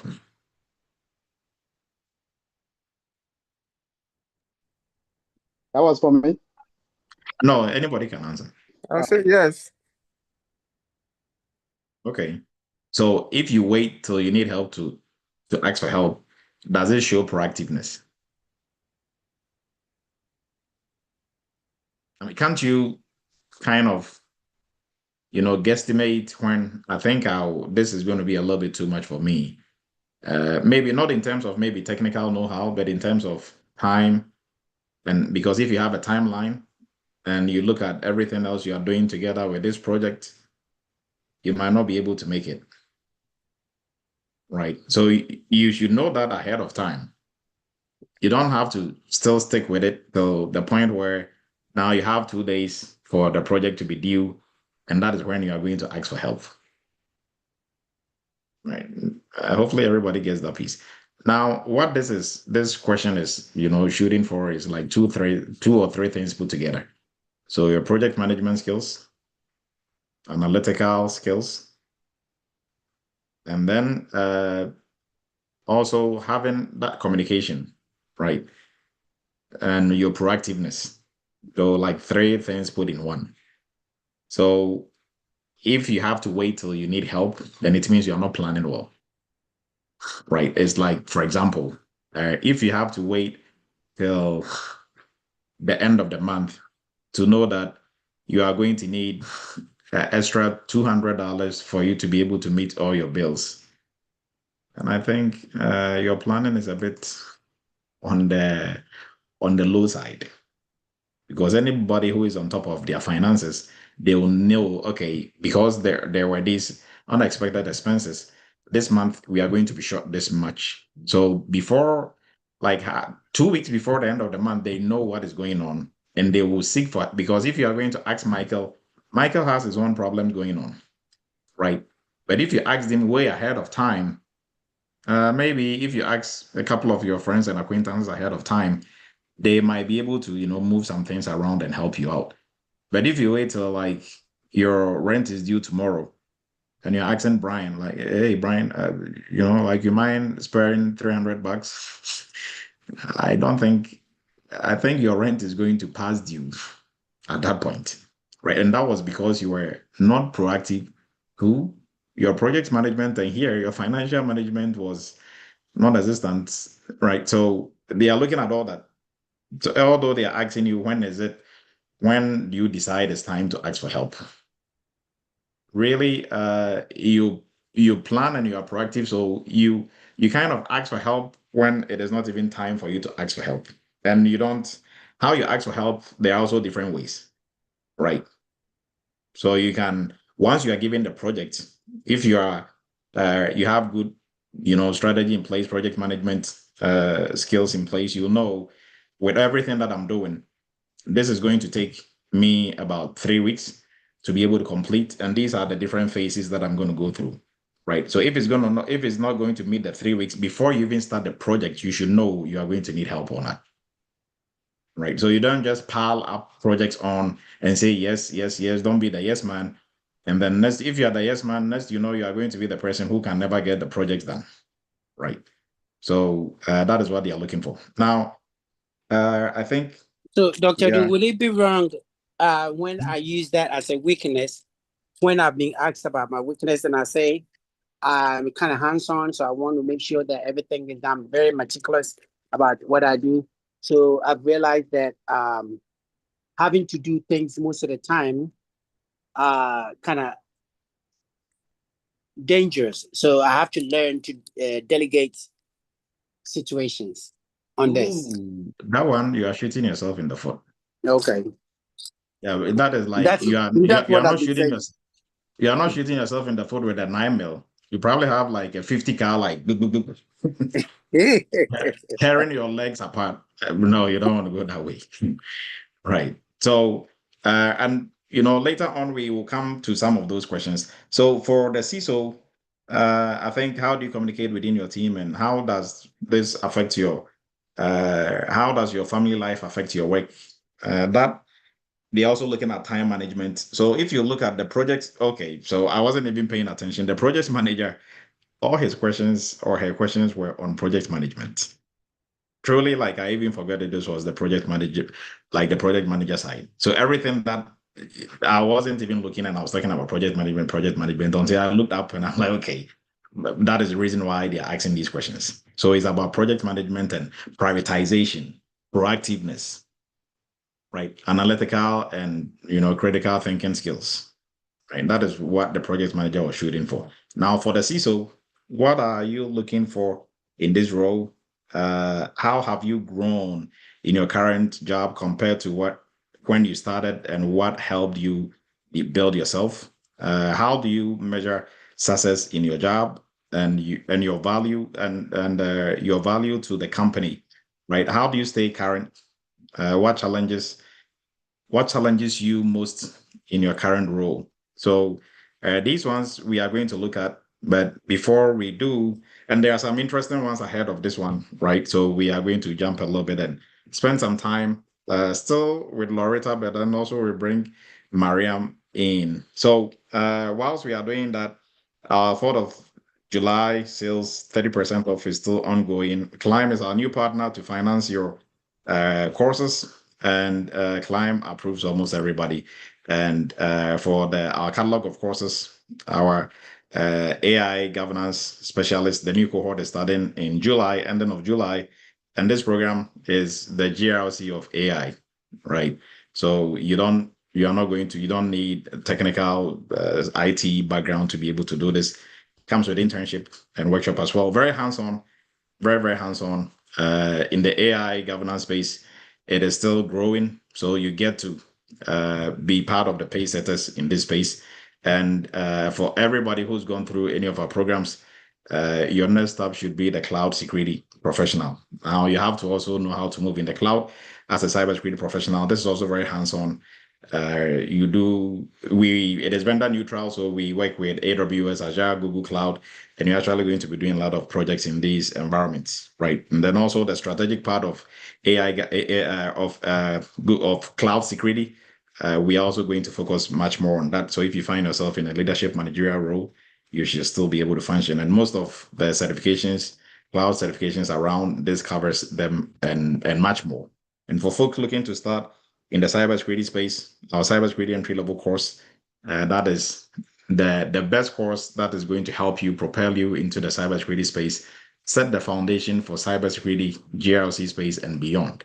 Right. First 2 months you go through training, you don't need any IT background, no cybersecurity background. We take everything. All you need is have to be computer literate with some high school diploma, and that is about it. Right. You don't need a degree in anything. If you have a degree, it's a plus, and it can be in anything. And we take you through this program and do some training, learn the basic fundamentals of cybersecurity, all the way up to intermediate level. Then we move you into tools where you're going to use different types of tools like Nexus, Qualys, different SIM tools. And then also we move you into our GRC workshop and internship where you work on projects, right? So once you're done, we do one-on-one interview prep as well, similar to what we are doing, but we go more in depth when we do the one-on-one interview prep. Now, for folks already in the IT space, if you are in the cybersecurity space, you're looking to carve a niche for yourself, we encourage you to look into our PCI DSS program, our payment security program. PCI is by far the most lucrative niche in the cybersecurity space, arguably. But for folks who are in there, they'll tell you. And while we're doing the PCI space, we are focusing just on how you are going to protect credit card and debit card information. It's simple, but to navigate the PCI DSS space is not easy. So that is why employers are looking for professionals with the skills to be able to help them navigate the complexities of PCI DSS within the organization. We started a new cohort in July as well. And our workshop and internship next cohort is on the 26th. For our cybersecurity entry-level course students, this is an internship. For everybody else coming from the outside, is a workshop. Sometimes people get it confused, although you're going to be working on the same projects, but people get it confused because some people think, oh, but the internship, I should be getting paid. Now, we are lucky to have two companies. We are using them as guinea pigs. So we get to work on them and do things to them, learning, right? And we teach you and show you how this is done, how the projects are done. So some of the projects that I listed, we do 10 major projects, from doing cybersecurity assessment or audits, third-party risk assessment, incident response, awareness training, governance, working on policies, procedures, right? So if you have a master's, you have a bachelor's, you've gone through different programs, but you've really not worked on any cybersecurity projects. And working on cybersecurity projects is not using Nexus to do scans. The cybersecurity jobs go beyond that, right? And if that is all you're going to do on the job, then everybody will have the hands-on and that they need to be able to work, right? That you can show anybody to do in a minute, how to use a tool. But to really conduct risk assessment, to conduct third-party risk assessment, if you've not done it before, you've not done it before. You can know theory all you want, but if you want to bridge between theory and doing, this is the program that will help you do that, right? And our Cyber Chat group, the WhatsApp group has been posted, YouTube channel. Also, everything that we are doing, we are transmitting live on YouTube, so we encourage you to also join us on YouTube. And with that, we are jumping into the last sessions of our questions and answers. So for the cybersecurity engineer, these are the questions that they asked. Now, tell me about your journey in TPRM. Explain the internet to me like a 3-year-old, right? Explain a firewall to me like a grandma. Explain DNS to me like I'm a college IT student. What is RICS? So all these, although all these are technical questions, they are trying to really dig deep into your understanding. Like that is why every day I say you should be able to break it down grandpa style, right? So if you really understand everything they're asking you really well, you'll be able to break it down to somebody with no IT background for them to be able to understand. What is RICS? This has been asked so many times because you're in a third-party RICS interview. explain the entire TPRM cycle. What is CIA triad? What is the difference between threats and vulnerabilities? The difference between vulnerabilities scan, pen test, and bug bounty program. These are technical questions, but these are the easy ones, right? These are pretty straightforward. You either know them or you don't. The hard ones, are the soft skills. Now, still with the engineer, in your experience, what do you think is the most challenging aspect of GRC role? What do you do to make sure you are up to speed with cybersecurity trends? What specific things got you interested in applying for this position? Right, one big one. Walk me through your day-to-day activities as a cybersecurity analyst. Now, this question was from Mariam. Now, this one also, what specific things got you interested in applying for this role? So let's start with this question, right? What are they looking for? So this is similar, if you remember, this is similar to why should we employ you? Why, tell me about yourself, right? What really made you interested in this role? They follow the same trend. So what do you think they are really looking for here? What got you interested in this role? Loretta, please go ahead. I think this is also the job description. The things that you saw in the job description that you think you can do. So for that reason, you are applying for the job. So I think you have to, in this question, you have to digest the things that they have put in their job description very well. Okay. So how do you relate that? I mean, and not Loretta, anybody else can also jump into this. What got you interested in this role? What exactly are they looking for? What would be the right answer? Ishmael, please go ahead.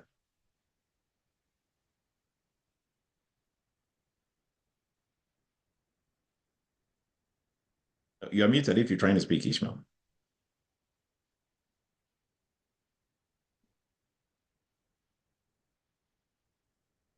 Okay, Fred, kindly go ahead. I think Ishmael's having some issues with audio. Yes, sir. So I think they want to make sure that if you have read the job description and you think you fit into their outfit, their organization, based on what the job description is saying.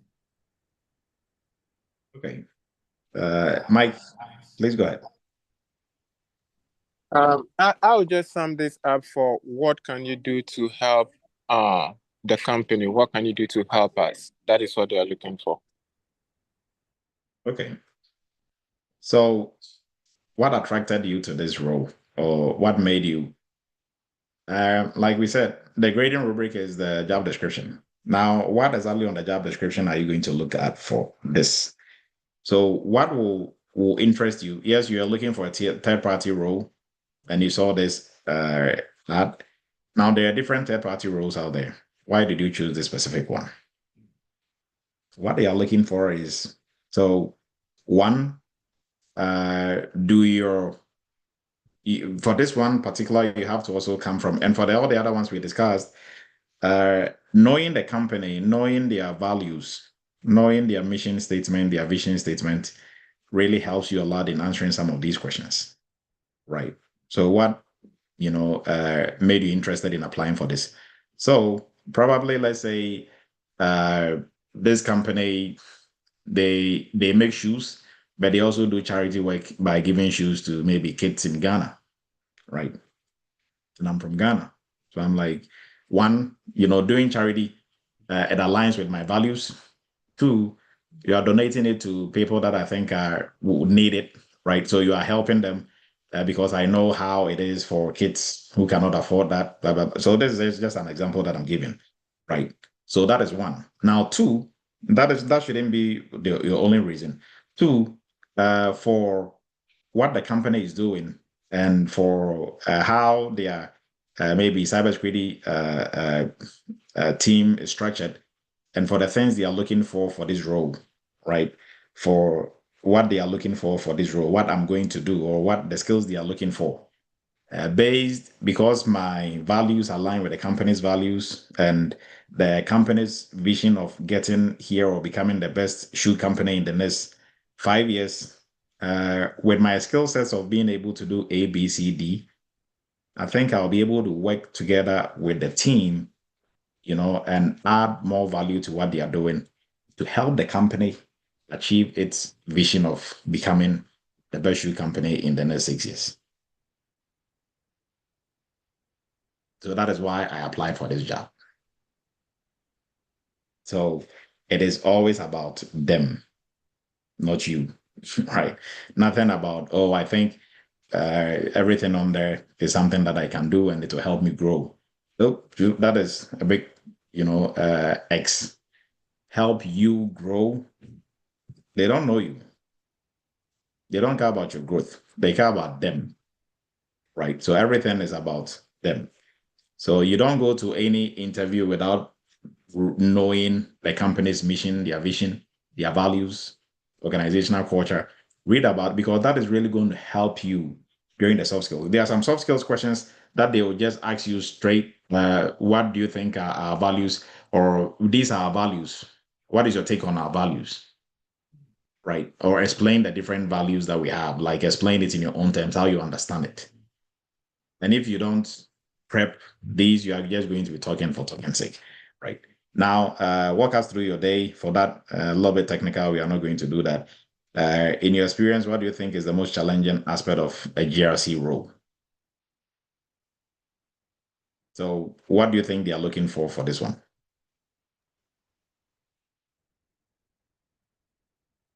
What is the most challenging aspect of your GRC role?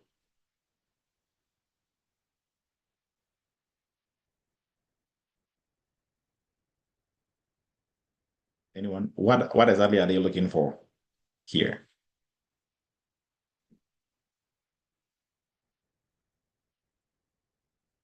Any takers?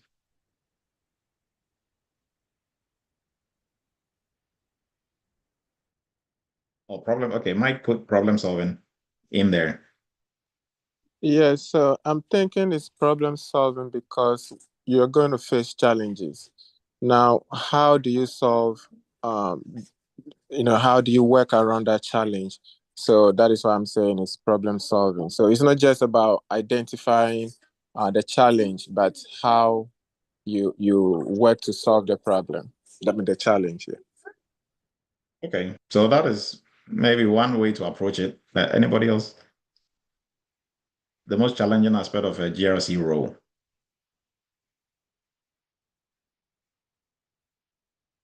What do you really think is the most challenging? Just dig deep into your own heart. For folks who've been in internship workshop, what is the most challenging part of the internship and workshop? Lorita's hand was up. I think it's navigating people. The job itself is not very stressful. It is getting people to do what they are supposed to do and do it on time, and then getting people to show up. I think that's from the intention, that was my issue, or not. I won't say my issue, but the challenging part. Yes. Okay. We have Maurice. Go ahead, and then Siri. Yeah, it's like Loretta said, time management and then communication with the colleagues. Okay. What about you, Siri? I think it's managing people.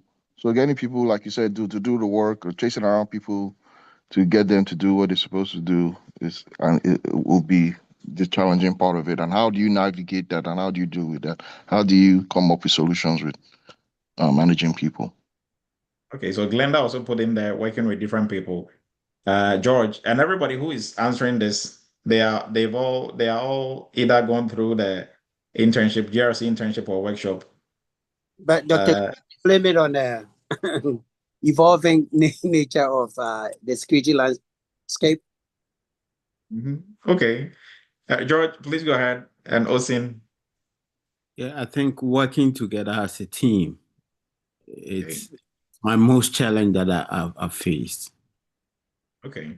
So, Yeah. Osin, please go ahead. Yeah, I would say navigating the unknowns. And so those are just areas that once I see that there's a barrier or something that I don't know, that's the most challenging because that's the first time I'm experiencing it. But after that, I'm able to adapt well moving forward. So that's kind of have been my response to this particular question. And that's actually a reality. Like if you don't know something, like have to navigate that, where to start from. But yeah. Okay, so that was Mariam's question during her interview. How did you answer this one, Mariam? Okay, so I said keeping up with trends in cybersecurity since the world is evolving. And so yeah, keeping up with trends is a bit difficult. But then I joined Friday chats. I also join webinars and all that. That's what I said. Okay, so one thing about what we do for the GRC internship and workshop is you are working in a real world scenario, working on projects for these companies. And we also you could have been doing these projects individually, but we put you in a group, right? So you actually get to see working in a group in the cybersecurity space is exactly what you are doing in the internship. And I think 5 or 6 people just, everybody was quiet until I was like, hey, what is your biggest challenge during the internship and workshop? Everybody's hand is like, oh, I know. And you're all right. The most challenging part of GRC role is dealing with people. Keeping up with trends, I mean, you can set up different feeds on your phone. You don't have to do anything. It will just pop up, okay, this new cybersecurity thing came up, or this new IT thing came up, but dealing with people, right? If you're telling George to do this and George is not doing it, you are doing an assessment. You need input from networking folks, from IT, you send them emails, they pretend they didn't see it until you send it to their boss, and all of a sudden the email just showed up, right? People dropping balls on timelines. Just navigating people is the most difficult part of anything that you're gonna do in the GRC space. People, right? So knowing how to deal with people will make you a rock star in the GRC space, and that is what you learn without you even knowing you are learning that in the internship and workshop, where you are dealing with all people. People are people, right? So we have different opinions, different tastes for different things. We see things differently. So having that patience, that empathy, right? Great interpersonal skills, intrapersonal skills, and being able to see things from other people's point of view, influencing people, leadership, managerial style, making sure we're able to work and coordinate with everybody. That is, something that you're not going to get anywhere in any type of training or any environment, right? Now, anybody who don't want to work with people, you just want to be by yourself, then I think GRC will be the wrong space for you. And IT in general, because now in today's day and age, anywhere you find yourself, you can be a developer, developing, you're still going to be working with people. So in the GRC space, the biggest is working with people, the biggest challenge, working with people. Right? So on that note, we are wrapping up, and some shout outs on here on YouTube. We have Favor B and Chucks on there. I don't see much of the comments in there.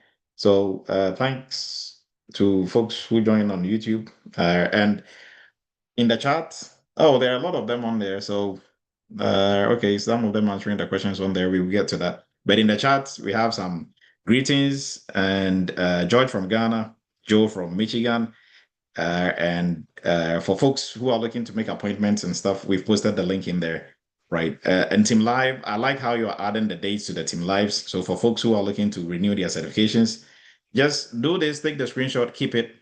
When your certifications are coming due, you have more than enough educational points to be able to renew without resetting for the exam, right? And then Patrick was asking, is it possible to enroll in the cloud security training without a background in IT? So for the cloud security, if you are totally new, I'll encourage you to go with the entry-level course rather than the cloud security, right? Cloud security is a build up on what you know in security already, right? So if anybody tell you anything otherwise, don't really, you are going to run into some, issues. So start with entry level, have a very firm foundation in cybersecurity, do some projects, and then when you get into the cloud space, it's the same thing you are doing, but looking at it from a different perspective, right? And then Gabriel also has some input projections into the future. I think that was the 5 years question was what Gabriel was talking about. Thanks for the input, Gabriel. And then Mike gave a funny answer, skydiving. We have Bernard from Ghana and some team lives in there. Gertrude, okay, said she's an appointment for Monday. Problem solving, some answers in there. So, and Mike, team collaboration, okay, some inputs in there as well. And okay, so appreciate everybody's time and all the inputs that were given. Team Lives, put the Team Lives in there, take screenshot of it, and we'll be able to use it now on YouTube. David Donkor put Team Live in there. Favor B, and then we have Ellie Polu, Ellie Polu, and then they are looking for, okay, so also Chucks was answering some of the questions in there. They are looking for if your organization are fit. I think for one of the questions, demonstrates independence. No, okay, so thank you everyone on YouTube for the participation. Okay, Ada Yunka said you stumbled on this page, but I guess I've been glued. Okay, thank you, Dr. Elu. Okay, so very insightful. Thank you everyone. Appreciate everybody's time. We are wrapping up. Next week, there's going to be another edition, and our 4th of July ends. Promotion ends on the 7th. So if you are looking to take advantage of that, you can do so. So we are wrapping up, and Climb. You can also still use Climb to finance any of the programs, AI specialist, AI governance specialist, or cloud security, your cybersecurity entry level and PCI program as well, and the GRC internship. Maurice, please go ahead. Before you leave, what is the length for the curriculum of the AI governance? Is 3 months. 3 months. And then the PCI, when you have completed the internship? PCI for specialists is 4 months. So including internship is 4 months. If you have done the internship as we are doing it now, how long it's going to take you? For the PCI internship? Yes. No. For the PCI program, let's say, given that you have completed the cybersecurity internship, now you want to transition to the PCI specialty. How long is it going to take you to complete it? Oh, at least 4 months. At least 4 months. Yes. Okay, good. I like that. Yes, because PCI is a whole. So for people who said, "Oh, I went through a GRC program and it was 2 months," what did they teach you? PCI, HIPAA, ISO 20701, and all those. It is just an introduction into, they just tell you what PCI is about. That's it. Prof, so if we are teaching PCI for 4 months, what really are we teaching if there's nothing in PCI? Prof, when is the next cohort for the PCI? Oh, the next cohort is tentatively, I think the ending of July is when the next cohort is going to start. And then the one after that is when? Probably a month and a half, 2 months after that. Okay, good. Around September, end of September. Yes. Around September. Yes. Okay, cool. Thank you. Yes. All right, everyone. So if you have any questions, you can always reach out, make an appointment. We are there to help and assist you. And we appreciate everybody's time. Have a great and wonderful weekend. We'll meet again next week, same time. Stay blessed. And I'm not sure about the weather this weekend, but I think Monday, Tuesday, it was pretty warm. So try to stay safe. Have a great and wonderful weekend, everyone. Thank you.